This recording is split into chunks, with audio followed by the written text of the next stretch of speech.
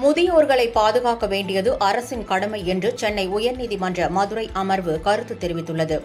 மதுரையைச் சேர்ந்த ரமேஷ் தாக்கல் செய்த பொதுநல மனுவில் தமிழகத்தில் முதியோர்களை பொது இடங்களில் தனித்து விட்டுச் செல்லும் போக்கு அதிகரித்து வருவதாகவும், அவ்வாறு விடப்படும் முதியோர்கள் சுகாதார குறைபாடுகளால் உடல்நலம் பாதிக்கப்பட்டு சிரமத்திற்குள்ளாவதாகவும் தெரிவித்துள்ளார்.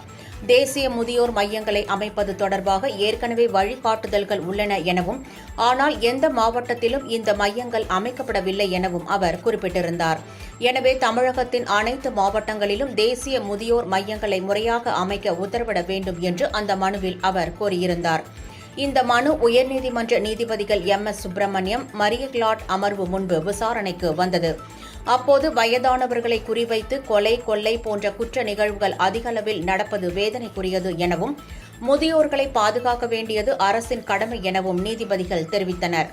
அப்போது மத்திய அரசு சார்பில் முன்னிலையான வழக்குரைஞர் வாதாடுகையில், முதியோர் மையங்களை அமைப்பதற்கான நிதியை மட்டுமே மத்திய அரசு வழங்கும் எனவும், முதியோர் மையங்களை மாநில அரசுகளே அமைக்க வேண்டும் என்றார்.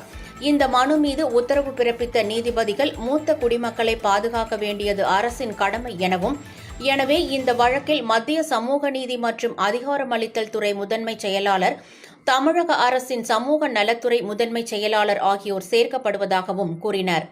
அனைத்து மாவட்டங்களிலும் தேசிய முதியோர் மையங்களை அமைக்க எடுக்கப்பட்ட நடவடிக்கைகள் குறித்து மத்திய மாநில அரசுகள் பதில் மனு தாக்கல் செய்ய வேண்டும் என்று கூறிய நீதிபதிகள் வழக்கு விசாரணையை 2 வாரங்களுக்கு ஒத்திவைத்தனர்.